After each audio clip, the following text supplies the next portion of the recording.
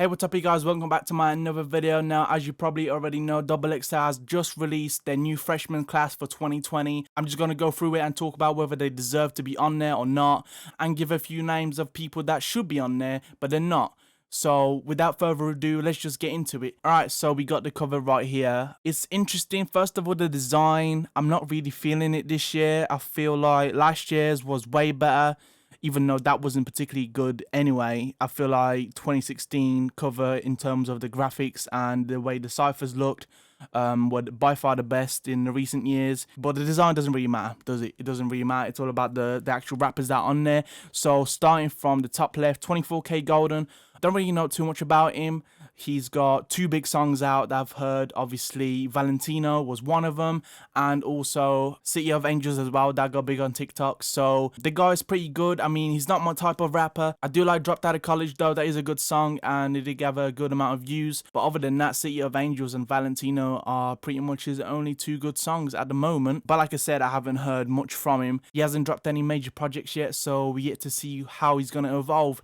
But honestly, he's got potential to make hits, so in that sense I do think he's here to stay, but it just depends on whether he will actually be able to pull off them hits, because you never know, he could just be a two-hit wonder. Next one on the list is Polo G. Now, I do really love Polo G. His last album, The Go, has been really good, one of the best of the year. Granted, there hasn't been that many standout albums this year so far, but his was out of those that I did hear, and he's got it all for me. He's got the vocals, he's got the flows, he's got the delivery, he's got the beats, you know, he's got potential to make a really hard track like Go Stupid. It can still go popular on TikTok, it can actually go viral, as well as make an actual banger, singing banger like Heartless, Martin and Gina, Pop Out obviously, which is the record that got him on the map. I think he's definitely here to stay. He's got some longevity to him, and he seems like a smart guy as well. I feel like he's really going to play it smart, and next year might really be his year if he decides to drop a project. Next on the list is Cowboy, and I'm not gonna lie, I think this is like the second time I've ever heard of him. His hit Envy Me obviously was the reason for him to be put on the map, going viral on TikTok.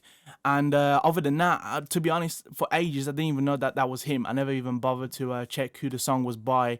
So that just goes to show, to me, the song is alright, but it's nothing special. It's just another one of the melodic rappers, 24K Golden type. If 24K Golden made a song like Envy Me, I would not even think twice about it. Like, honestly, they just sound so similar. So yeah, I don't really see any longevity unless he really pulls it off out the bag, just like Roddy Ricch did last year with a huge smash hit with The Box. If he does that, obviously, he's pretty much guaranteed longevity for a few years at least, I guess. But if he doesn't, if he just stays like this, he's gonna drop off very quickly, I think. Now, next on the list, it's Untitled Chapter. I haven't heard his last album, but it has been getting some positive reviews. I will check it out later. Obviously, the guy is just not missing. I mean, he's evolving his sound a little bit, but still does. And he's got it all to me. He's got the delivery, flow, just like Polo G, and he's got the hit potential. Walk Him Down was a smash. I really like Walk Him Down. I remember hearing him for the first time with Shot of Flow, the first one, ages ago, like start of 2019 or something like that, and I just loved him ever since. The only thing he really has to do to continue blowing is to just get bigger and bigger features and just step out of his lane a little, you know? He, even though Walk Him Down and all them songs and Camelot, they're kind of going away from where he started with the drill, but he really needs to capture the attention of the whole community, even those that don't really like that type of shit. And if he does that,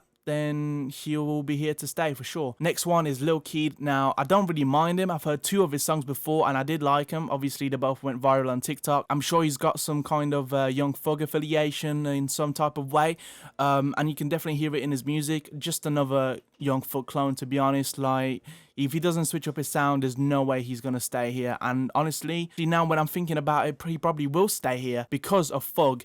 You know, the likes of Gunna and Lil Baby, for a while they've been just drifting off and just getting picked back up by Young Thug because of him just letting them stay on his songs, you know. I don't know why he would do that, but then Lil Baby started to come into his own and started to blow up on his own. So maybe Lil Kid will do the same.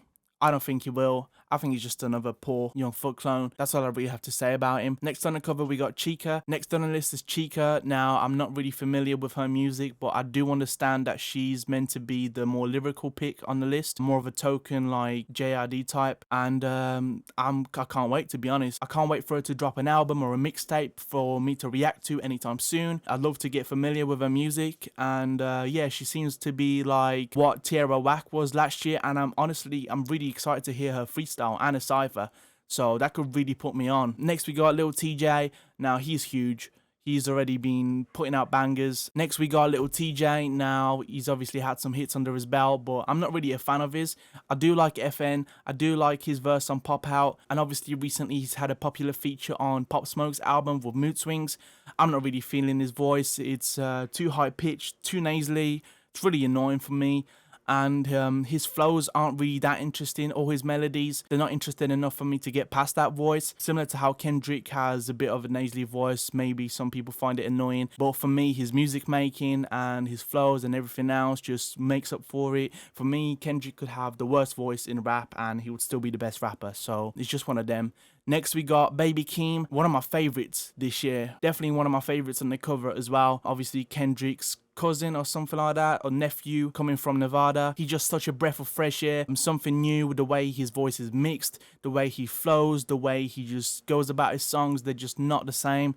Obviously he's got that Drake shout out, he's got a big song with Orange Soda, and the other one that went viral on TikTok. And obviously with Kendrick's support, his partnership with Kendrick's company that he's been announcing a few months back, I mean, he's here to stay, definitely. The music videos, the budget that's surrounding him. You could call him an industry plant, but if someone is as good as Baby Keem, I really don't mind. Next, we got Jack Carlo. Now, I would say out of all of these, if Baby Keem had no affiliation to Kendrick, Jack would be my favorite artist on there by far. I remember I found out about Jack thanks to Tommy Craze, talking about the next few rappers to blow up around 2018, 2019, and Jack Carlo was one of them. He played Sundown as a song to go with it, and I was just hooked ever since, you know. I went on a music video, the vibe of the video is just so cool. Jack as a person is just really charismatic. I think he's really smart as well, and he knows how to portray that into his music. Obviously with the What's Poppin' song, he's been blowing up and making hella moves, obviously with the remix as well, the Baby Lil Wayne on it.